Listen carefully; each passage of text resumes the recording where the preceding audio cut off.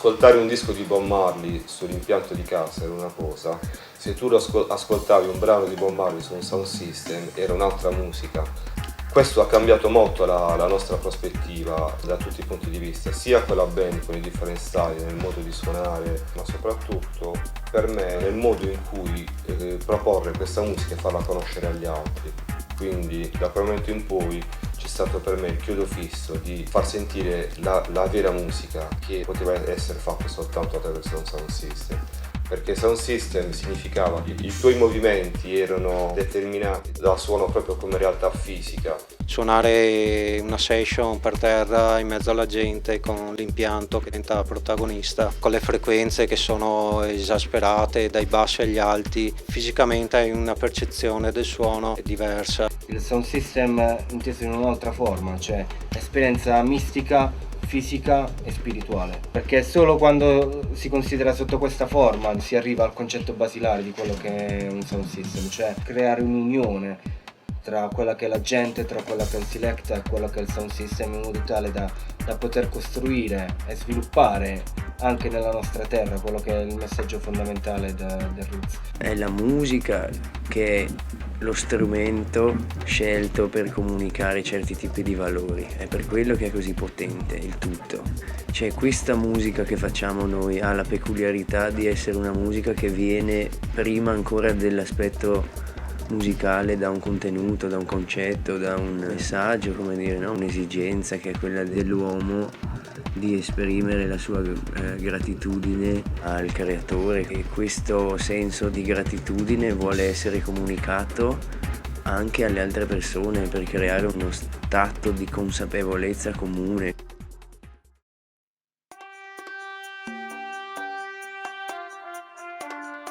Avevamo in mente di divertirci solo tra di noi, fino a che magari la nostra consapevolezza ci avrebbe portato a costruire un sound system e di lì magari sarebbe potuta iniziare una storia vera per aggregare gente, perché comunque viviamo in un posto dove sentiamo parecchio il bisogno di stare insieme in una maniera differente da quella che cercano.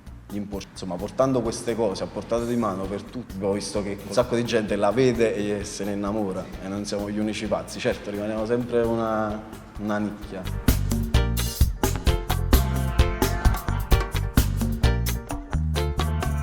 Comunque in Italia è un genere di nicchia. Cioè sono tutte situazioni piccole, non ci sono agenzie, è ancora una roba che si fa in famiglia. Io credo che se il più possibile si riesce a mantenere le cose a livello terra a terra e di contatto diretto fra gente dei vari sound, musicisti, cantanti, organizzatori, cioè avere il più possibile il controllo della propria attività senza lasciarla ai pescecani dell'industria dei concerti o della discografia. Questa qua è sempre stata una delle cose che mi è più interessata e che secondo me accomuna un po' le scene musicali indipendenti, che magari sono diverse per quelli che possono essere gli accordi di chitarra, però dovrebbero avere una cosa in comune, che è questa voglia di essere indipendenti e fuori da logiche di mercato in senso stretto. Il nostro spirito è semplicemente quello di cercare di non arrivare a far diventare questa musica un mainstream, quindi di non poi fare imporre determinate regole o comunque dei passaggi, no? Che sono più da musica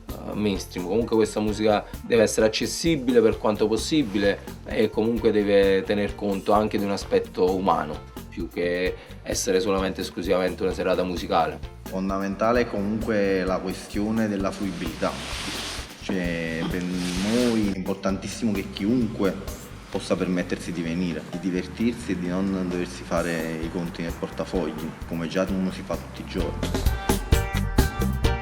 Quello che abbiamo sempre cercato di fare, sia io che quelli che fanno le cose con me, è avere il pieno controllo sulla situazione, sulla serata dall'inizio alla fine, sul posto, sui prezzi, sul modo in cui poi la gente viene trattata quando viene alla serata.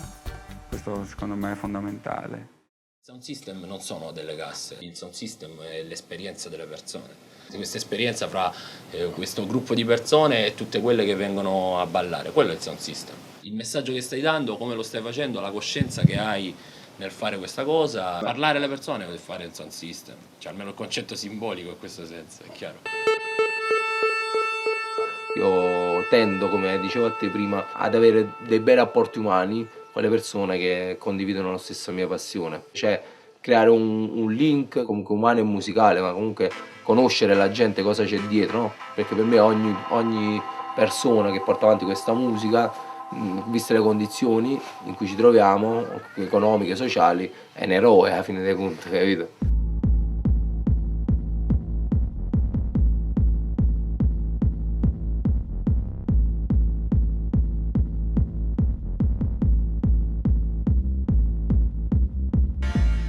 Una volta facendo una chiacchiera con Luca di LDM di Linea di Massa, gli cercai di spiegare un po', perché una volta vide delle persone, una volta altre, e lui capì subito, disse la vostra è una crew un po' come la nostra a fisarmonica, nel senso che nel tempo si è avvicinata a un sacco di gente che per noi è la crew. Il nostro simbolo, il simbolo di Brucia Town è un sound visto da dietro, perché proprio è troppo molto più bello e interessante parlarvi di quello che ci sta dietro, di quello che è successo dietro quelle casse che davanti. C'è tutta la gente che si è avvicinata a questa avventura e che per noi fanno parte della crew. Noi siamo un po' collettivo aperto, no? Come si diceva prima, un po' tribe. Ci sono anche persone che per un periodo sono state più strette, poi magari si avvicinano, si allontanano. Vinti comunque dalla voglia di fare insieme, creando inevitabilmente una crew insieme anche ad altri sound emergenti, nuovi sound. In Italia c'è molta voglia di farla, ovviamente in certi casi non è possibile, perché non è detto che sia un sound system, devi per forza collaborare con altre persone, sono rapporti anche personali, diciamo, stare bene insieme che ti portano poi a montare le casse nello stesso posto, a mettere su delle iniziative e via dicendo. Infatti le serate migliori secondo me sono quelle con più sound, anche perché è bello mischiare magari un sound più roots con un sound che invece è impostato più sul dub, e così la gente capisce anche che non è una roba che va dritta, così ci sono anche all'interno di questo genere varie situazioni diverse. Notare le differenze con chi magari ha un suono più bassoso, più roots, più sporco, più groovoso, da chi tende un po' più all'hi-fi. Diciamo questi meeting hanno insegnato tanto. Se tu sei legato al dub e alla roots music, hai bisogno dei sound system, perché la musica roots e dub è completamente diversa se tu la suoni con un sound. Ha bisogno di quei suoni, di quelle sonorità, eccetera. Secondo me è proprio il reggae ha bisogno di questo. Abbiamo un'alta concezione del valore del sound system, questo perché siamo deviati noi, forse lo riteniamo uno strumento così importante che dà voce veramente alle sofferenze delle persone. Ci piace presentare in primis con il sound i valori cardine di questa subcultura del reggae, i valori del rispetto, della fratellanza, dell'uguaglianza, della giustizia. Credo sia molto importante, ma alla base di tutto resta il fatto che è quello che più ci piace suonare, il roots e il dub. La potenza del dub è che comunque mantiene da anni una sua originalità, una sua integrità. Per quanto magari cambiano i macchinari, ma cambiano i mezzi, però alla fine rimane un po' sempre legato alle origini a livello musicale e ritmico. E se noti poi anche il modo che abbiamo di suonare sul sound system in senso tradizionale, col preamp, le case costruite, diamo importanza al pezzo, cioè diamo importanza a tutto il pezzo, facciamo sentire quasi fino alla fine, siamo un po' così alla fine. Abbiamo un gusto comunque della selezione, quindi prediligiamo comunque un approccio abbastanza melodico nelle produzioni, belle melodie, strumenti suonati se possibile, diciamo un approccio un po' analogico è quello che ci contraddistingue. Cerchiamo di non essere totalmente digital, cerchiamo di riprendere gli elementi originali, no? Del roots, percussioni, chitarre quando è possibile, fiati, bassi esterni quando è possibile.